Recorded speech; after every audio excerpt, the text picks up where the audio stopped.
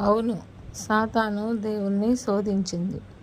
Bible గ్రంథం నుండి మత్తయి, లూకా అధ్యాయాల ప్రకారం యేసు బాప్తిసం పొందిన తర్వాత పరిశుద్ధాత్మ ద్వారా అరణ్యములకు నడిపించబడ్డారు.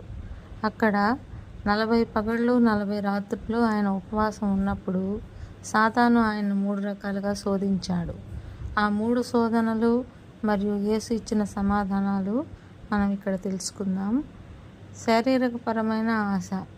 యేసు బాగా ఆకలిగా ఉన్నప్పుడు సాతాను ఆయన యుద్ధకు వచ్చి, నీవు దేవుని కుమారుడవైతే ఈ రాళ్లను రొట్టెలుగా చేసుకో అని చెప్పాడు.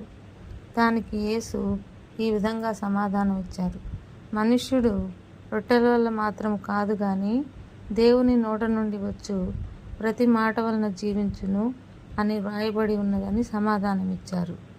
మరలా రెండోసారి యేసు ప్రభు యొక్క దైవభక్తిని పరీక్షించే విషయంలో సాతాను శోధించింది. సాతాను యేసును దేవాలయ శిఖరం మీద నిలబెట్టి, నీవు దేవుని కుమారుడవైతే ఇక్కడి నుంచి క్రిందకు దూకు, దూతలు నిన్ను పట్టుకుంటారని రాయబడి ఉంది కదా అని దేవుని వాక్యాన్ని వక్రీకరించి చెప్పాడు. యేసు సమాధానంగా, నీవు దేవుడైన ప్రభువును శోధించకూడదు అని రాయబడి ఉన్నదని తిరిగి సమాధానమిచ్చారు. మరలా మూడోసారి లోకరాజ్యాల ఆశ విషయంలో సాతాను యేసును శోధించింది.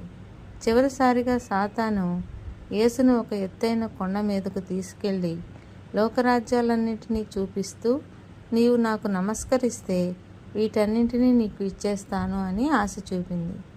యేసు సమాధానంగా, సాతానా, పో, నీ దేవుడైన ప్రభువుకే మొక్కి ఆయనను మాత్రమే సేవించాలి అని రాయబడి ఉన్నదని గద్దించారు.